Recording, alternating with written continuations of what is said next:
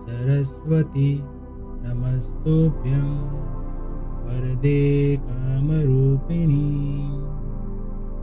विद्यारम्भं करिष्यामि सिद्धिर्भवतु मे सदा।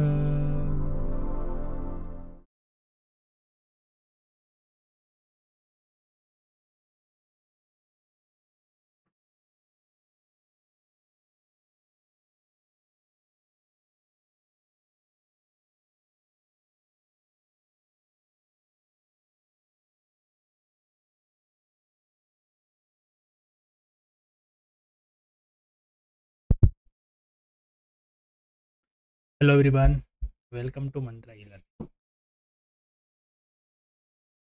इंट्रोडक्शन टू पार्टनरशिप चैप्टर का आज हमारा लेक्चर नंबर 8 है। अभी तक हमने उसमें देखा interest on capital, interest on drawing और पार्टनर्स के कैपिटल की जो मेथड्स थी वो देखी। उसके बाद प्रॉफिट एंड लॉस अकाउंट और profit and loss appropriation account, उस दोनों का जो डिफरेंस है वो समझा और उस दोनों के अंदर हम पार्टनर्स की और पार्टनरशिप फर्म के साथ जो जो भी ट्रांजैक्शन होते हैं उसके कैसे इफेक्ट करते हैं वो हमने देखा। आज के लेक्चर में हम देखने वाले हैं difference between charge against profit and appropriation of profit and loss. मतलब कुछ खर्चेज ऐसे होते हैं जो एक्सपेंसेस होते हैं वो हम प्रॉफिट एंड लॉस अकाउंट में भी लिख सकते हैं और एप्रोप्रिएशन अकाउंट में भी लिख सकते हैं। तो इन दोनों का डिफरेंस क्या है वो पहले समझेंगे और फिर उसमें जो शॉर्ट क्वेश्चन आते हैं उसमें आप पहला पॉइंट हम देखेंगे वो है इंटरेस्ट ऑन ड्राइंग।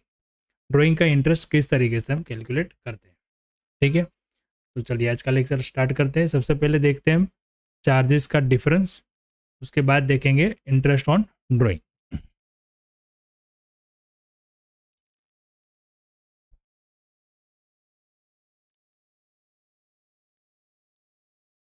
डिफरेंस का सबसे पहला पॉइंट जो है वो है प्रिंसिपल ऑफ मैचिंग कंसेप्ट।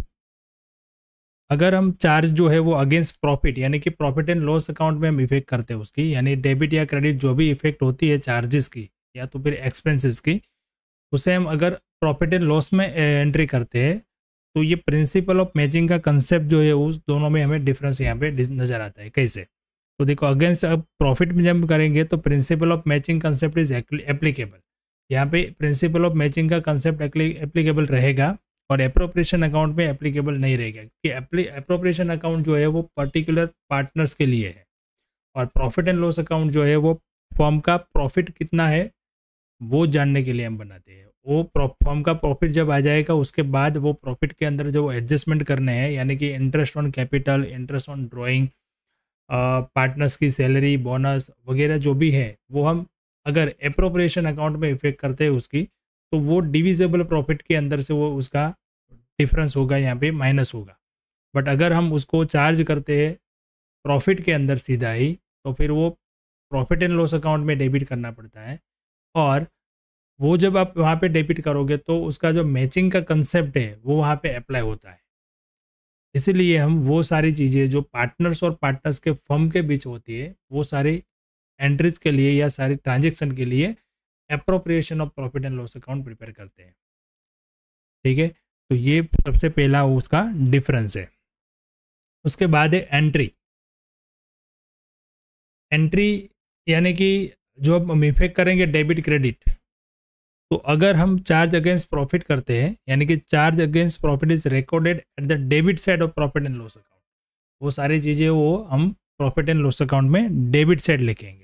और एप्रोप्रिएशन अकाउंट जो है तो उसके अंदर recorded debit side of profit and loss appropriation account, यानी interest on capital, interest on drawing, partners के करंट अकाउंट की जो भी बैलेंसेस होती है उसका इंटरेस्ट, पार्टनर्स का बोनस, कमीशन और सैलरी जो भी है, अगर हम प्रॉफिट एंड लॉस में उसकी इफेक्ट करते हैं तो प्रॉफिट एंड लॉस के अकाउंट में डेबिट साइड उसकी एंट्री होगी।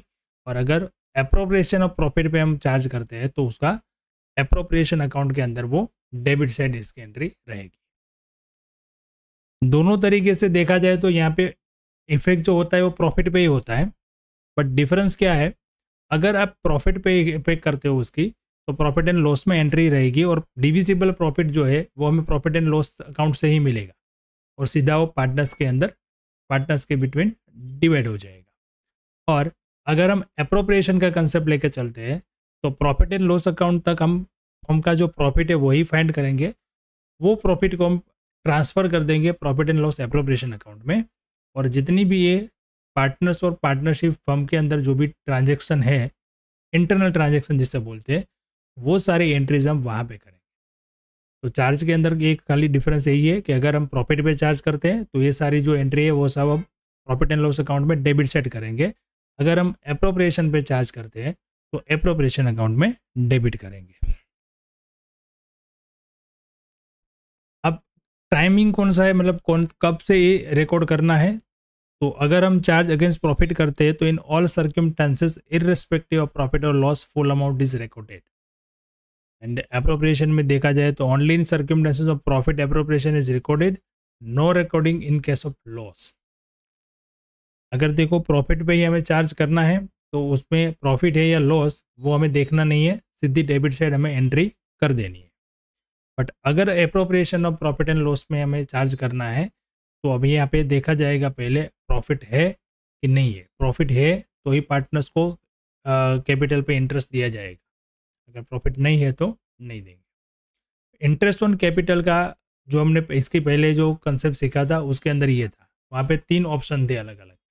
अगर आपको पार्टनरशिप डीड के अंदर इंटरेस्ट ऑन कैपिटल किस तरीके से कैलकुलेट करना है उसकी इन्फॉर्मेशन दी है या नहीं दी, उसके ऊपर वो डिपेंड होता है। चार्ज के अंदर लेना है या फिर प्रॉफिट है तो देना है या फिर कंपलसरी देना ही है, वो सारे 3-4 ऑप्शन जो तो हमने इससे पहले के लेक्चर में कवर किए। ठीक है, तो यहाँ पे वही सेम ये डिफरेंस है यहाँ पे कि कब रिकॉर्ड करना है आपको। तो अगर हम चार्ज करते हैं प्रॉफिट पे तो हमें प्रॉफिट है या लॉस है वो जानने की ज़रूरत नहीं है, मतलब वो इररिस्पेक्टिव है, हमें सीधी एंट्री कर देनी है। बट अगर हम एप्रोप्रिएशन पे चार्ज करते हैं तो फिर वहाँ पे देखना पड़ेगा पहले कि प्रॉफिट है या नहीं है। अगर प्रॉफिट है तो इंटरेस्ट देंगे, अगर नहीं है तो नहीं करेंगे entry. Expenses are recorded before appropriation of profit.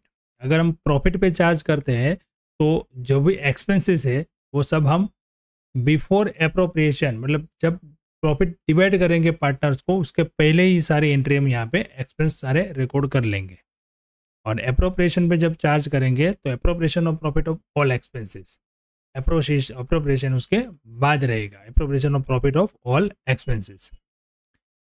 कौन कौन सी एंट्री यहाँ पे होती है तो एग्जांपल दे सकते हैं हम, interest on partners loan, rent payable to partner और कमीशन टू मैनेजर। ये सारे ट्रांजेक्शन जो है वो हम चार्ज करते हैं प्रॉफिट पे, और interest on capital, commission to partner, transfer profit to general reserve, ये सारी एंट्री जो है वो सब हम एंट्री करते हैं appropriation of profit and loss account.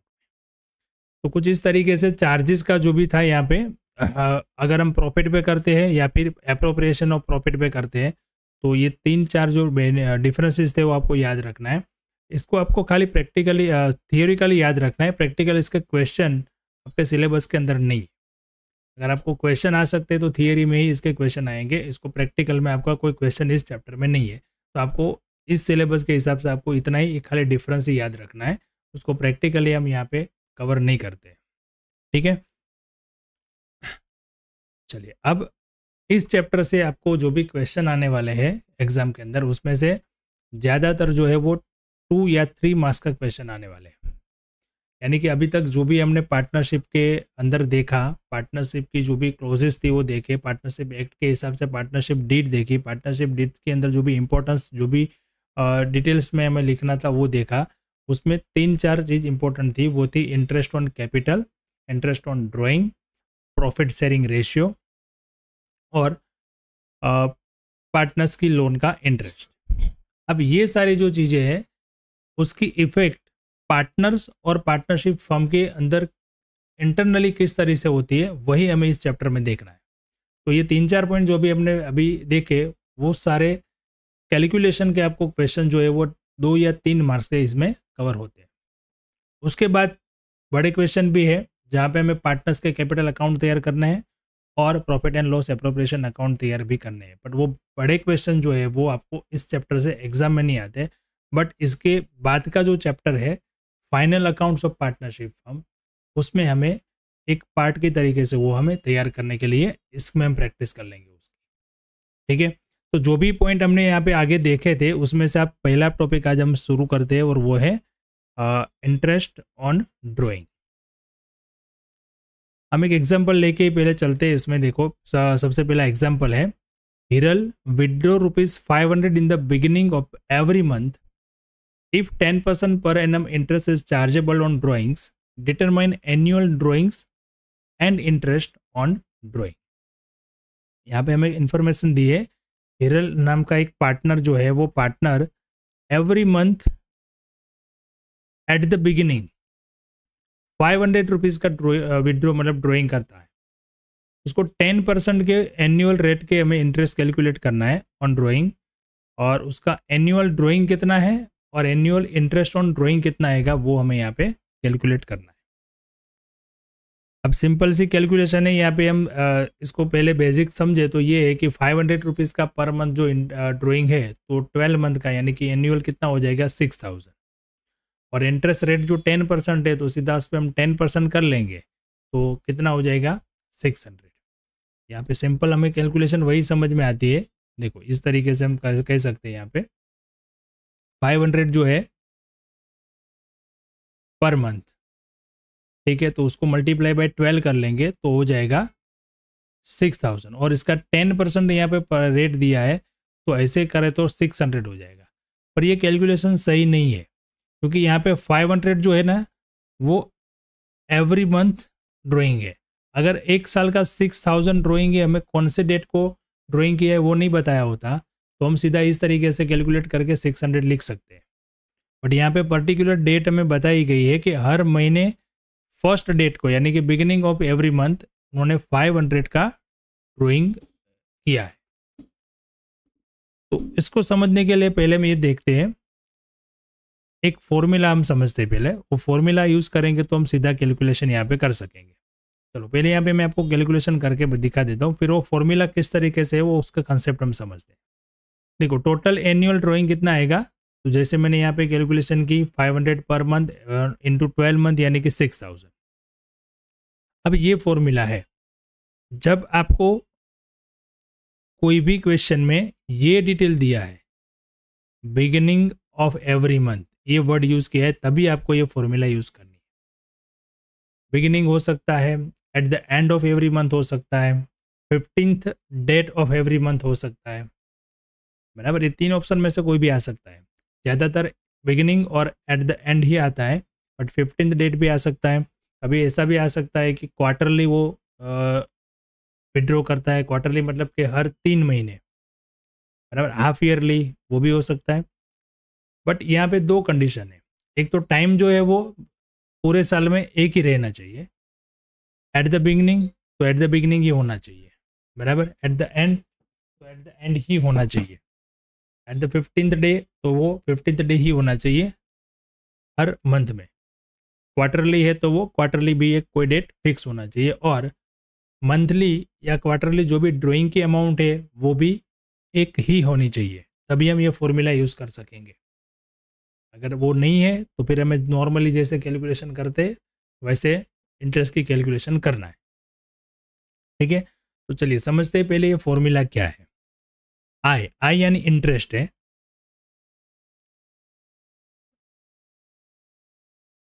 आई का मतलब यहाँ पे होता है इंटरेस्ट, आर का मतलब होता है rate of interest, P for principal amount, principal amount का मतलब है जो मंथली आपने ड्राइंग किया है वो, और एन का मतलब है यहाँ पे number of years. Number of years भी बोल सकते हैं और नंबर ऑफ मंथ्स भी बोल सकते हैं। अब कितने मंथ का इन्होंने ड्राइंग किया है वो, बराबर। देखो अभी कैलकुलेशन इसकी हम देखें तो इस तरह से होगी, 500 रुपीज़ था प्रिंसिपल अमाउंट, रेट था इसका 10% यानी कि 10 डिवाइड बाई 100, और एट द बिगिनिंग है तो उसका जो एन है वो एन आएगा 78 डिवाइड बाई 12। अब ये जो फॉर्मूला के अंदर ये अमाउंट जो आई वो कैसा आई वही हमें समझना है। 78 डिवाइडेड बाई 12 और आंसर क्या आता है 325, आंसर आता है 325। ओके, हम पहले समझते हैं कि ये 78 हमने क्यों लिया।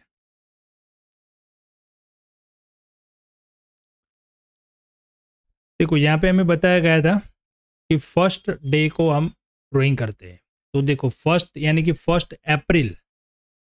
1 अप्रैल को जब उन्होंने ड्राइंग किया होगा तो 500 रुपीज़ का ड्राइंग और 12 मंथ यानी कि 6000 पे उसका इंटरेस्ट लगेगा। 12 मंथ तक इंटरेस्ट लगेगा 500 पे। फिर 1 मई को जो ड्राइंग किया उस पे 11 मंथ का ही लगेगा, क्योंकि वो अप्रैल मंथ तो गया तो 1 मंथ माइनस हो जाएगा, तो फिर वहाँ पे 5500 आ जाएगा। फिर वैसे ही जैसे आप एक एक मंथ आगे जाओगे उसमें से एक एक मंथ यहाँ पे कम होता जाएगा। फिर 9, 8, 7, 6, 5, 4, 3, 2 एंड 1। तो इस हिसाब से देखें तो इंटरेस्ट जो है, पहले 500 रुपीज़ का इंटरेस्ट जो है वो 12 मंथ के लिए कैलकुलेट होना चाहिए। दूसरे 500 का जो है वो 11 मंथ का कैलकुलेट होना चाहिए। इसी तरीके से तीसरे मंथ का जो है वो 10, 9, 8 और लास्ट में जो मार्च का है उस पर तो एक ही मंथ का इंटरेस्ट आएगा। अब इसको मैंने यहाँ पे मल्टीप्लाई कर दिया मंथ से, तो टोटल अमाउंट जो हो गई वो हो गई 39,000। अब देखो एक ही बार एक अमाउंट हमने विड्रॉ की है और रेट हमें इंटरेस्ट रेट जो है वो ईयरली दिया है, तो सीधा हम कैलकुलेट कर सकते हैं। पर एक ही अमाउंट बार बार एक ही समय पे हमने किया है तो उसको टाइम वैल्यू जो है वो टाइम का इफेक्ट भी वहाँ पे देना पड़ेगा। यानी कि पहले मंथ का जो है वो 12 महीने के लिए इंटरेस्ट होगा, फिर 11th का होगा, 10th का होगा, इस तरीके से। तो यहाँ पे हमने उसको ये बेस यानी कि वेट दे दिया, तो यहाँ पे 6000 पर इंटरेस्ट होगा, यहाँ पे 5500 पे, फिर 5000, 4500, इस तरीके से टोटल अमाउंट जो आ गई वो 39,000 आ गई। अब उसको मंथ में कन्वर्ट करके इंटरेस्ट की कैलकुलेशन करें तो देखो यहाँ पे इंटरेस्ट की अमाउंट हो गई टोटल 325 ही आएगा। कैसे? तो यहाँ पे 39,000 जो था वो टोटल ले लिया, उसके ऊपर 10% ले लिया और 1 मंथ का हमने कैलकुलेट किया तो 325 ही आंसर आएगा।